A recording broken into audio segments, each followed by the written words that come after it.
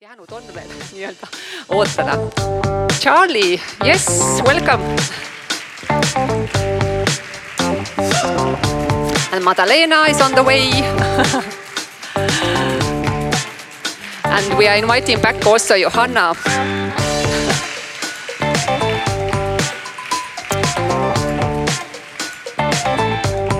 Wonderful. Oh, sorry. Wonderful. Yeah, take your time, settle in, sip of water, tea, and getting ready. So we are now uniting what happened in the morning on self-assessment and see if we can bring some new perspectives in. Great, thank you so much for being with us. And as a final panel, we will explore the question of self-assessment and how it also supports skill development or self-development as such. Johanna has been giving a long presentation already, so she will rest. She will will be listening with a clear focus and see what else is there to learn about self-assessment, although you are already in the field. But we start with Charlie. I know that you have prepared something for us, and then followed by Maddalena. So some key ideas, and then we build on those rest of the panel. Thank you very much. See on suur au siin olla. Ma väga tänan. Eesti keel, Eesti kultuur ja Eesti haridus on tegelikult minu südamesse väga lähedal. I didn't memorize this. I do speak Estonian. And I would like to share with you a perspective coming from basic education. We have been speaking a lot about university, the labor market, and so on. But to me, when we were meeting, the question came to my mind, okay, we would like individuals who are ready to self-assess their work, their competences. Are we educating our kids exactly to be able to do that in the future? So the question came to my mind, what are we speaking about when we are speaking about self-assessment? Our classrooms are usually looking like this. Kids usually are responding, answering to questions that are given to them. And oftentimes we find our kids very confused, not really understanding what are we speaking about when I need to give my view on what I have learned, what I can do, what I cannot do. So I would like to bring these two perspectives, which are very much related, self-directed learning and self-assessment. Self-directed learning relates closely to right-based education. And it also invites us to start considering this jump, this shift in between content-based learning, content-centered, and learner-centered. What does that mean? My experience is in democratic education, and one of the characteristics of democratic education has to do exactly with self-directed learning. So this is a definition coming from Quest, which is an NGO based in Brussels and deals specifically with this topic. Oh my God, time flies when you have fun.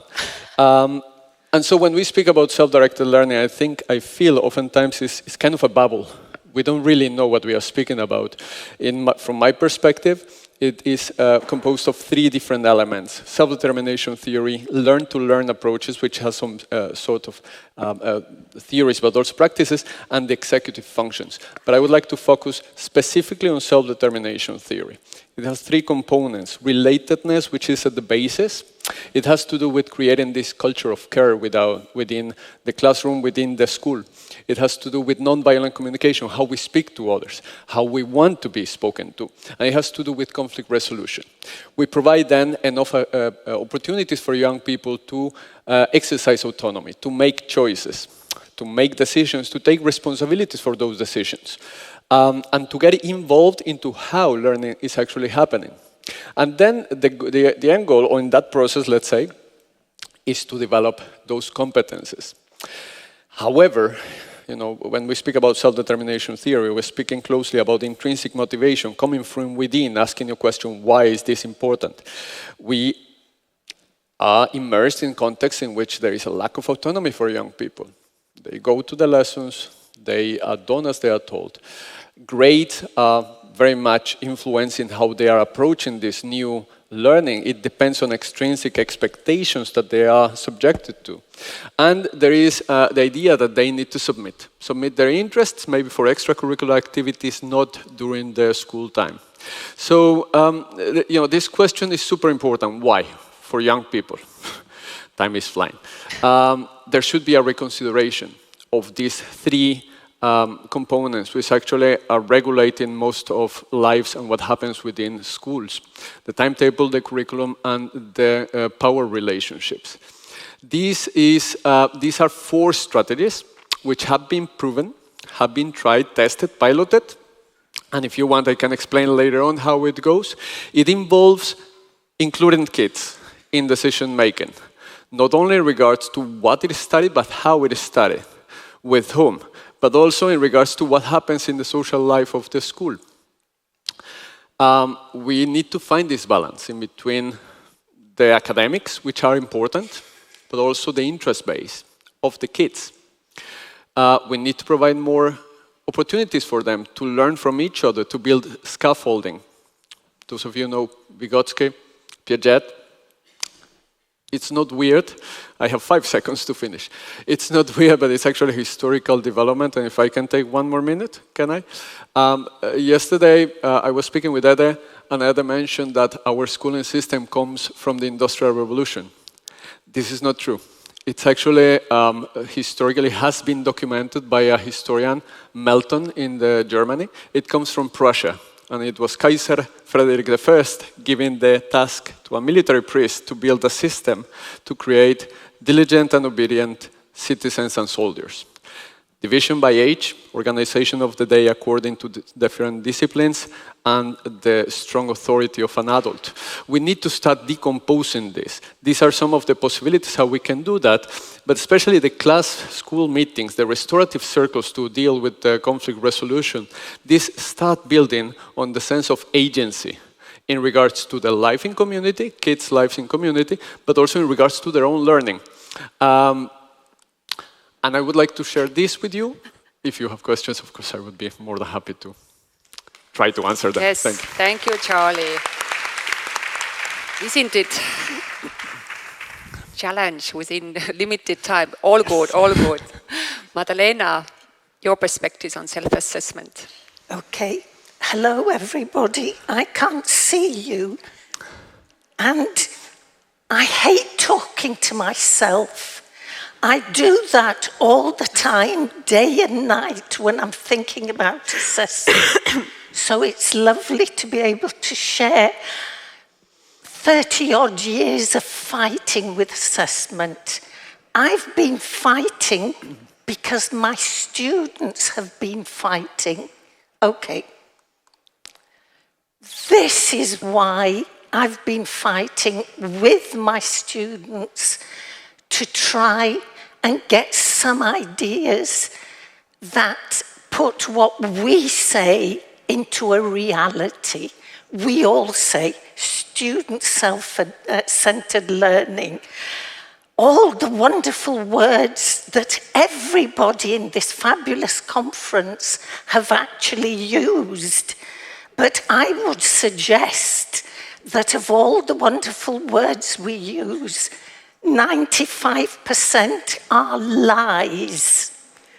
You know, we lie to ourselves, we lie to each other. Why? Because we're following, we're like sheep. You know, the literature says, when I do this, it is student-centered. Students, are you in the center? No. I started with self-assessment. I'm going to move forwards. I started with self-assessment with the standard model. I told my students, this is helping you do this, this is helping you do that. The literature tells me, no, no, no, they said. Yes, yes, yes. No, no, no. Okay. Why? So I worked with the students for years, and I didn't know there were different self-assessment models. I started with a standard model, and my challenge to Johanna is this the only one you use? My students said it wasn't inclusive, it wasn't empowering, it cut the tutor from what they were doing. So with them, I created the version 1, version 2, and version 3. Now, tutor-centric, well, the first one, they do their work, they give it to the tutor grades it, and basically one is there and one is there, like two gladiators. Do we understand each other or do we fight? Self-marking, all of them can be more empowering if students are in right at the beginning. They have to decide what they want, how they want, why they want. Tutor feedback is about the tutor's work being understood by students and discussion with peers. I think it's only version 2 that really gives students the power after 3-4 weeks before you give the work back.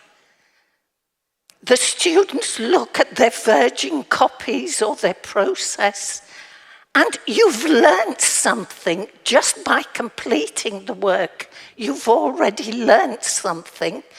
And by correcting your own work, in Sweden, they use this with upper secondary student children who'd always had their work read.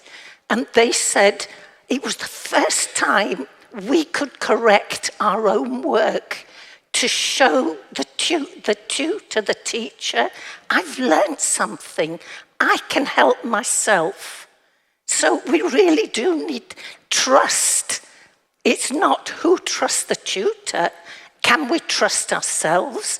Can students trust themselves? And I'm going back to theory because I think theory has been missing from the conference.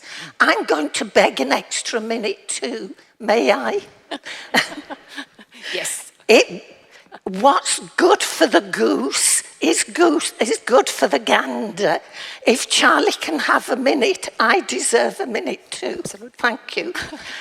How many of you talk about and use self-assessment?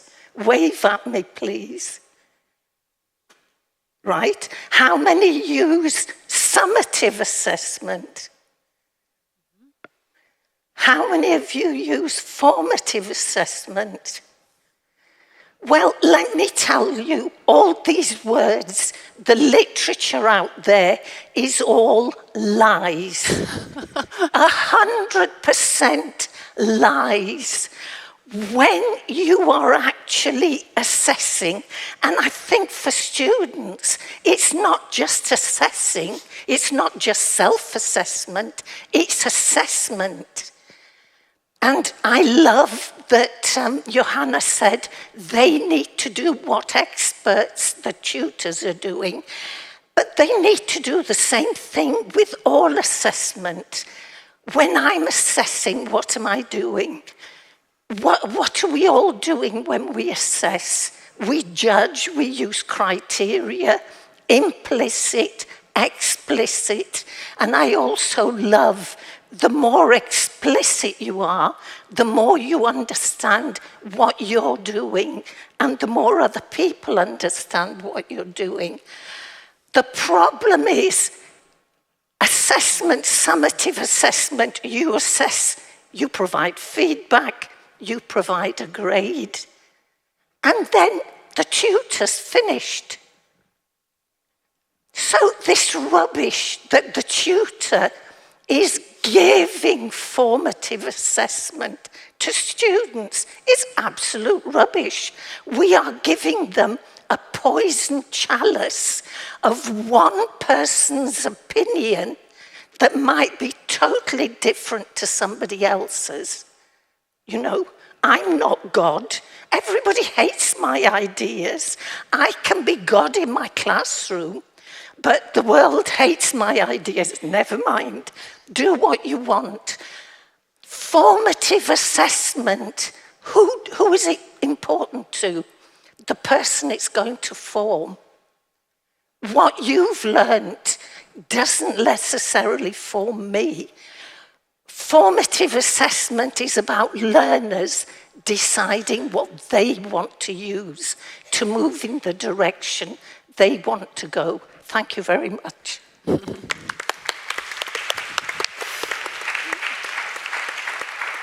Wonderful. Thank you for bringing your ideas and perspectives, and let's see what we can build on it as well.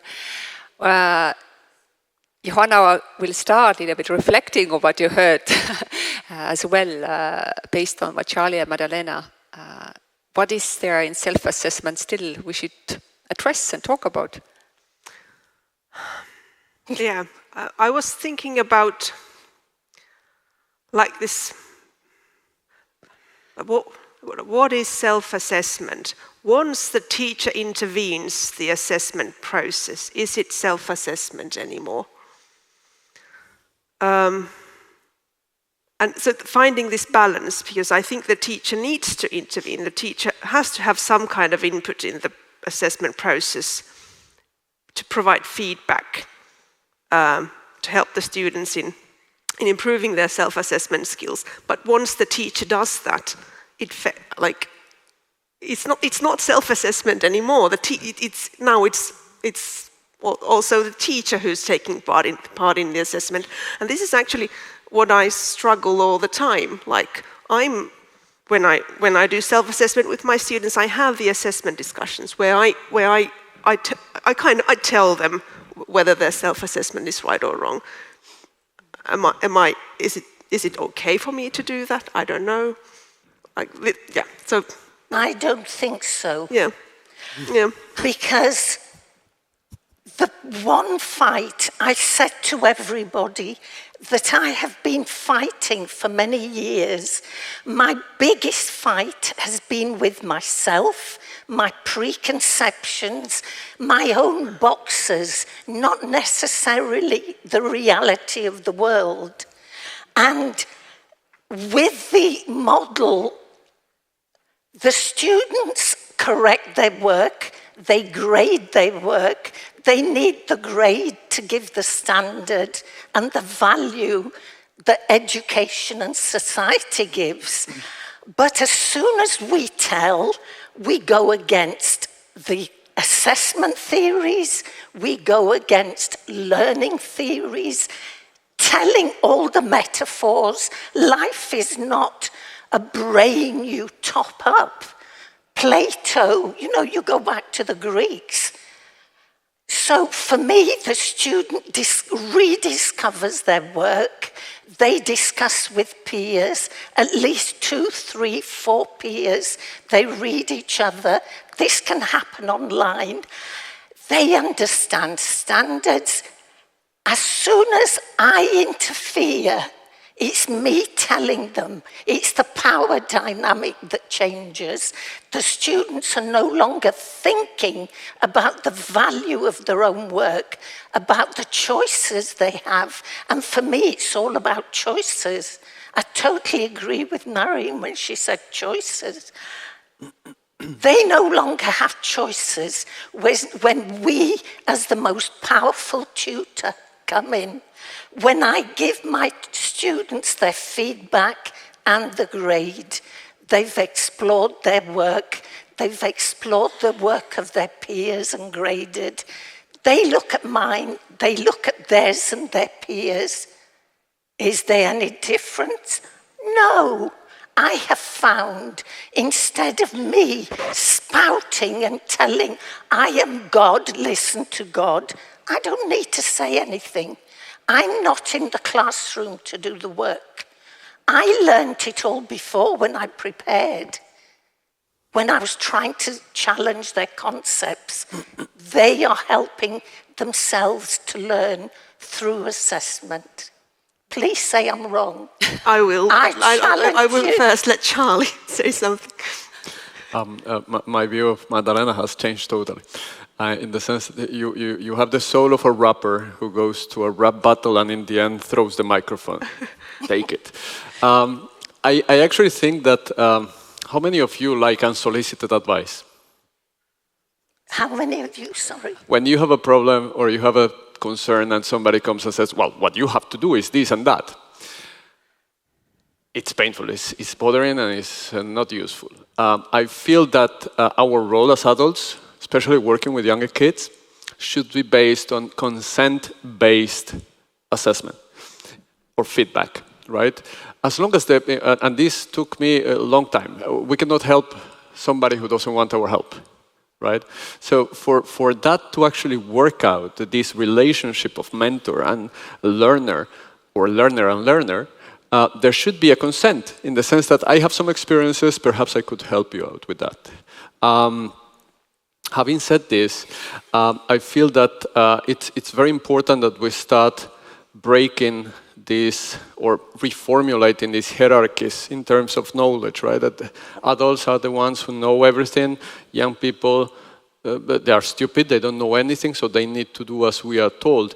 When kids start learning from each other, and start seeing the value on what another person says and brings the seed of doubt or the feedback, and this is super important. We cannot start giving feedback to somebody when this person might feel vulnerable emotionally, right? Might not take it as feedback, might take it as a criticism. So how to get to that situation in which we all understand that we are pulling to the same side, that my support is non-judgmental, but it rather is accepted and kind of required by the learner. That involves the thing that I was talking about, the relatedness, the feeling that we are together in that situation. We were speaking last night when we have these monster school, factory schools with 1,000 students, and teachers are moving 45 minutes here, 45 minutes there, 45 minutes there. What is the time really to establish meaningful relationships with young people? You might not even know their first names. They might not know whether you like a food or you don't like a food. So in that sense, I feel that we need to start building on those relationships as to understand that the support, the feedback that we could provide needs to be consented, but has let's say, an end goal. And the end goal is the development of the skills, the interests that the person might have. So our experiences, I feel, could be valuable if they are not imposed as unsolicited advice, right? May I reply? Hell yeah. Or would you like Johanna to reply first? So I go first. Yeah. If the teachers are there for a reason. If the students could do everything on their own, they would do everything on their own. There wouldn't be any teachers. So no. So you think? I'm sure we could think of a world with no teachers. But so maybe I'm saying this: we are gradually taking steps towards something, and while we are on that journey, we are not doing things in a perfect way. I understood that my own limitations were stopping me thinking beyond very narrow means. If we really want to bring assessment vaguely near to what's happening in learning, we've got to reimagine how we think of teachers particularly. Teachers are not there to teach. We do not teach anybody anything. If anybody in this audience learns anything, it's because they have chosen or want to learn something. We are just throwing out random ideas. When I provide feedback, I have always worked within the regulations. We have layers, hierarchies of assessment in universities in the UK. We assess, it's moderated, it goes to external examiners. There are a lot of levels. I've always worked with these.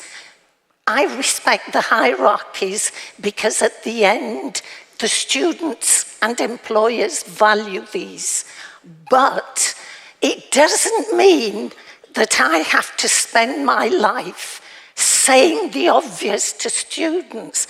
Why should I be repeating to students what they can find out for themselves? But let me finish. Look at the learning theories.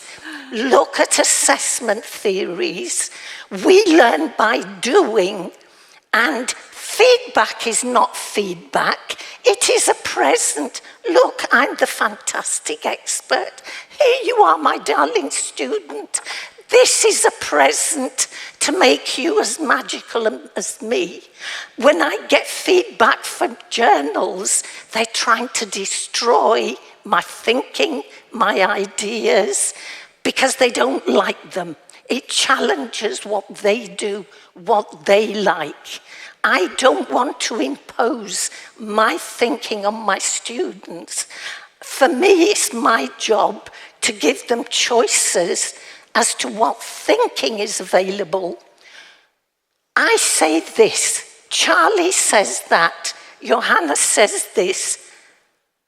Why do you like it? Some words sound better. Why do you hate it? You decide. To me, it seems that when you're talking about teaching, do you have a very narrow view on teaching? Is it just about giving? So what you just described, isn't that teaching too? When you said that teachers shouldn't be teaching. Well, were you thinking about just delivering content? But content, I think across the world, there are very few countries that give content knowledge in lecture theatres. You know, students present, students discuss. I think in learning and teaching, we're revolutionary. We do lots of fantastic things, but when it comes to assessment, it's not a learning situation like it would be in a classroom where they're all learners and working together. It's me, again, it's this power hierarchy. If I think my feedback is the only feedback, I'm doing an injustice to all the other thinking. I was born in the 70s, which makes me a dinosaur. And the school where I studied was a male-only, military-style Catholic public.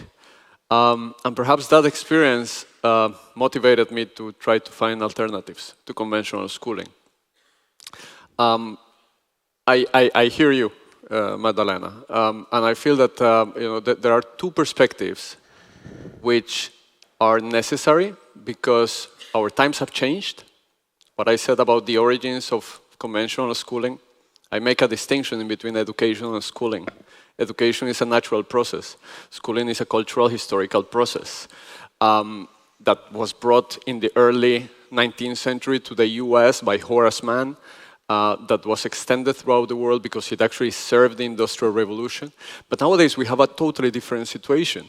Nowadays we have, not only with AI, but also we have a situation in which people are craving for meaning in their lives.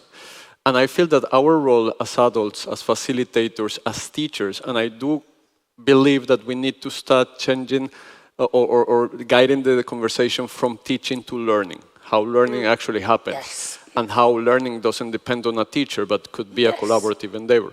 But as adults within learning environments, I do feel that there are two perspectives that we need to take into account and we need to get much more deeper into.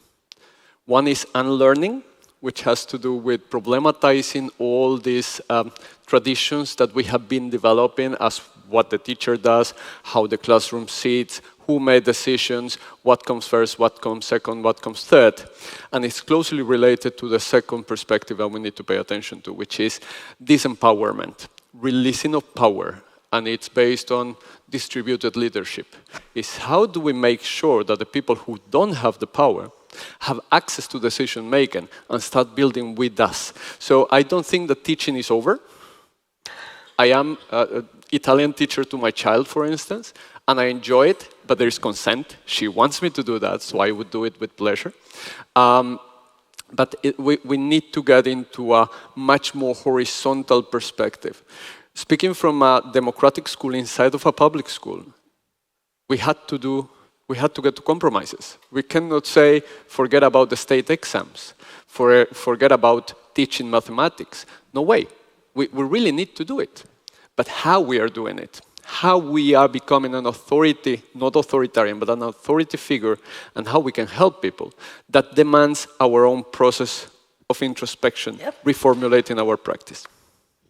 No, I totally agree with everything you said, but I think within assessment, I have started to learn to understand my beliefs, what I think, by looking at extremes.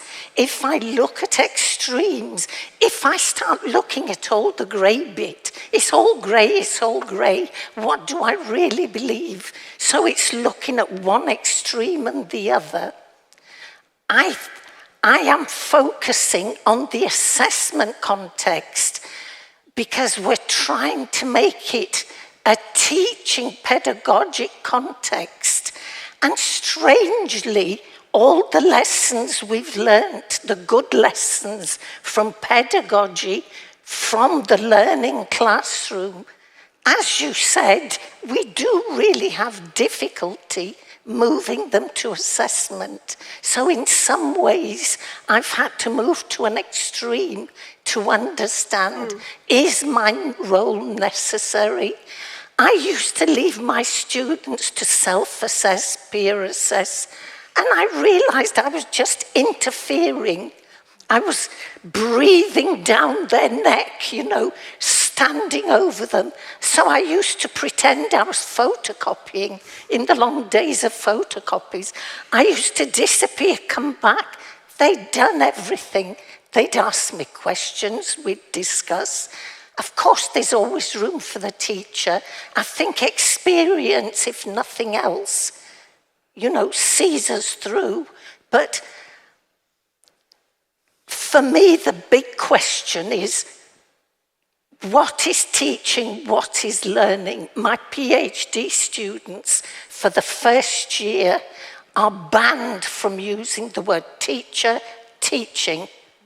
And then they begin to understand what I think is important in learning. Then they can say what they like. Yes, I almost feel like I'm not needed here, like as a moderator, like you're building on each other's ideas. But let's also try to extract a little bit. I don't think that there's a how to say, asking these good, deep questions, and I think it is important, even like if we come our role, no matter what is the role of, let's say, is a teacher or some who are assessors, for example, whatever, like, yeah, what is my role? And of course, we are very much influenced our beliefs from where we come from. So it's absolutely, I think, necessary that we ask questions around it, like where do our own, for example, practices of assessment are coming from, like what is kind of guiding it in a way. So it is a kind of a self-inquiry process anyway. So what I'm hearing, there is this theme of, let's say, significant others, whether it's a tutor, a teacher, or a peer. So there is something about learning together, one way or another. I guess that's one aspect. I want a little bit address the aspect of being a learner in the process of, no matter where we are, let's say we are decided, we made a choice, hopefully, to be in a learning setting.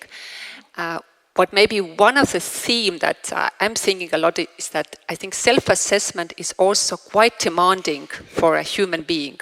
Like it is it's your responsibility. It's something that you do with yourself in a way. And I find it's also, we also demand a lot if we are moving towards more like self-assessment, because it's responsibility is not on me, but it's really on you and you and you. And yeah, like how do you manage this maybe this feeling that it's demanding. I don't know, like it's something that I'm struggling with. We kind of have this language of struggling today, but yeah, how isn't it? Maybe it's demanding, and we are not ready for this demand. Let's say maybe that's what I want to articulate. We have to be ready. We can't hide behind a tree. For me, we're self-assessing all the time. We are assessing all the time. We're assessing our clothes, our hair, what we look like, the sound of our voice, what we're saying. For me, the big thing for education is making it all explicit, and you say this, making things explicit and not implicit. When you make things explicit and you're talking about things, I think you're sharing the problem. And self-assessment, who was it yesterday at one of the meetings said, it's definitely not about the person, it's about the work you do. Today I can do a rubbish piece of work, tomorrow I do a wonderful piece of work. You're learning from it. I can't learn on my own the whole time, but feedback is not a present. It's not something down the power hierarchy. And I feel very strongly that teachers and tutors, I used to get really upset and angry with my students, especially when my children were young. I would stay up half the night correcting their work, writing an essay, and they'd say, oh, thank you very much, into the bag. They'd look at the grade, into the bag. I didn't talk to my kids. I didn't sleep, and you won't even read my magic feedback. What are you doing? And so then I said to them, right, all you want is the grade. You don't get the grade. And they said, my teacher, you think you're clever, you don't give the grade, but all the comments, from the comments, I know the grade you're giving me. And so I said, my students, you think you're clever, so I would return their work exactly as they gave it to me. No mark, no grade, no comments. And they said, what are you doing? I said, read it, correct it. And they said, oh, I've done half of it. Why did I say this? And they found most of their own mistakes. And for them, it was euphoria. And then when they talked with their peers, it was another dimension. Any comments on that? Or I actually have came also a question like this demand, but maybe also another aspect is also loneliness of self-assessor. Is it a lonely process? Not if you share it. Yeah, but maybe Charlie and Johanna, like, what do you think? So how would you comment on the loneliness of the self-assessor in perspective? Yeah. I don't know if I have anything to add to that, but yeah, well, maybe this. Research shows that students assess themselves better if they've seen other person's work. Yes. So it's important to see what others have done, and after that, it's easier for you to evaluate your own skills. So there is significant other, and maybe there is a behind, I'm just wondering that, like, coming back to you, that you have to create this culture and trust that this is how we work, because it can also be, it's a new experience also for learners if they are doing assessment in some way together, for example. Yeah, and maybe I want to add that, I mean, the students, because they are not used, many of them are not used to doing anything like that. So, for example, I started doing peer feedback or peer assessment with my students by saying, swap your work and see how the other person's done. And they had no idea how to do that. Well, they need training at Yeah, so and I realized I need to give them at first some structure. on how... I have been cowardly and not confessed to all the groundwork. But I do agree with you when you say, is it lonely? Not if they've done it 2, 3, 4 times. They know that this 10 minutes loneliness will soon be broken. I think it's understanding the process, the context, and the rules. I could only break the rules when I worked very hard to understand what they were. You know, why do we have this rule? Why do we do this? Yeah. Charlie, you want to... I don't think that it has to be a lonely process. I actually think it starts before assessment, before self-assessment. It starts with basic questions. Most of the times kids are answering our questions. Yeah. So I have seen very puzzled faces when I say, okay, we need to choose a topic, you know. These are the possibilities. Choose a topic that is of interest to you, and the kid chooses one. So, okay, what do you want to know about that? What do you mean? You tell me what I need to know. No, sorry, this is your learning. And this is the first step, is learning is not my responsibility. Your learning is not my responsibility. I am a facilitator here. I can help you. I can ask you questions, but you need to decide exactly what do you want to learn, and how do you feel that you actually have learned there. You know, there is a really interesting approach. I think it was in Reggio Emilia. They have a tree, right? Do you want to get only the visible part of the tree? You know, basic information. Do you want to get more deeper? Do you want to get like a consolidated knowledge or skill about this topic? Do you want to get to the roots of how this happened? And the kids are starting to ask those questions and start setting their own objectives. Then we can start playing together, right? So I remember when I was teaching English at some point, and then I was presenting a piece of work. It was just an essay, a short essay, and we had some criteria. These were criteria for everybody, and we were supposed to criticize this text. The interesting thing was that I had transcribed the text. This was written by a native English speaker. And the learners were not native speakers. So we were all trying to figure out how we would say this in different words, how this word was appropriate or not, you know. And it became like a community endeavor, not only to find the mistakes, but to find the alternatives. So we were together on that. When that happened, we can also use, you know, obviously consent-based. Do you agree that we present your paper? I hate the word consent. I like the word consent. And I am going to I'm indifferent. fight you after this. Consensus is not consensus, right? It's consent. No, okay. consensus we don't have to think. is great. Consent, wow. I actually think that consent can bad. be troubling. Maybe I have to ask, finish your sentence, yeah? No, go on. I don't know, there was also like this how to say, in Maddalena there's a lot of fighter, and there is actually one question around it, maybe you can answer it, is that Maddalena is fighting against assessment, but what are you fighting for? What should we do then? I am fighting. Shall I tell you what I've been fighting for 32 years? Right, yeah, that's now 30 years, and now... Well, it's 30 plus. I'm going to tell you a little story if you can cope. When I was pregnant with my first child, I've got 2, the baby was breech, sitting with the spine against my spine, little knees here and little elbows, very tickly child, very tickly fetus. And I loved Bob Dylan, all the old songs.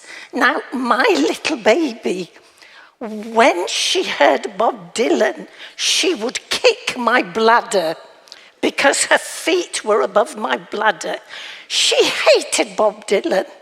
So I knew when she was asleep, I could play Bob Dylan, even quite loud, fine.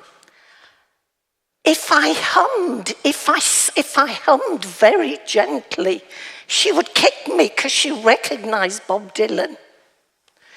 when she was 17, when she was 17, she was studying music at A-level. She walks into the room, all right, he's a poet, but I hate his voice. And who was she talking about? So I think all these things, all my experiences, I think are personal experiences of assessment, because they are assessment. It's an aesthetic assessment. It's a physical, it's an emotional. I haven't dealt with those because they're really messy. We know what we like, we know what we want, and I think it's our human right, as you, Charlie, so rightly said too, it's our human right to allow our children to understand what their rights are, their right to choose, their right to be informed of the choices. And I've been fighting to understand this, so I'm still fighting my understanding. When I say challenge me, I want to think, what have I forgotten? I've been fighting for longer than you, so forgive me if I know some of the moves. Yeah, I mean, and I think it's also important to know if there is a fight you have to carry in your life. Yes, yes. That's also. I'm now saying what you, Charlie, said. Because time is kind of running, and we also like slowly moving to the closer as well. So let's see what we can leave this little conversation with. I mean, I remember when we had a preparation call, then. There was a sense that we are somehow looking at self-assessment as quite, like we are in it, like it's something for us, like we are for it. But it seemed that there's still this kind of blind spots and things to keep on exploring and how to actually make it really meaningful as well with all the stakeholders involved. But maybe some final piece of advice or wisdom regarding self-assessment. What would it be so that we can leave our growth? Okay, we had this Zoom meeting, and because I like to challenge people, because when I'm challenging people, I feel as though I'm challenging myself at different stages in my life. And I think, there's nothing I really disagree with either of you or with anybody. I've loved the conference. But, if we want to challenge ourselves, we have to go to the extremes. And at this Zoom, Ave said, you all agree with each other. It's going to be the most boring conference in the world. So I made a promise to Ave. I will challenge people. I will insult people. Don't worry, there will be a fight. Johanna, your final. Yeah, I think we need to think why we use self-assessment. Sometimes I see that people or teachers use self-assessment because they want to reduce their own workload and give some of that to the students. Or they use self-assessment just because you have to use self-assessment. But I would like to go back to learning. We should think about the learning of the students when we make our choices on how to implement self-assessment. I think that we cannot speak about self-assessment if we are not changing the perspective of who is involved in the learning process.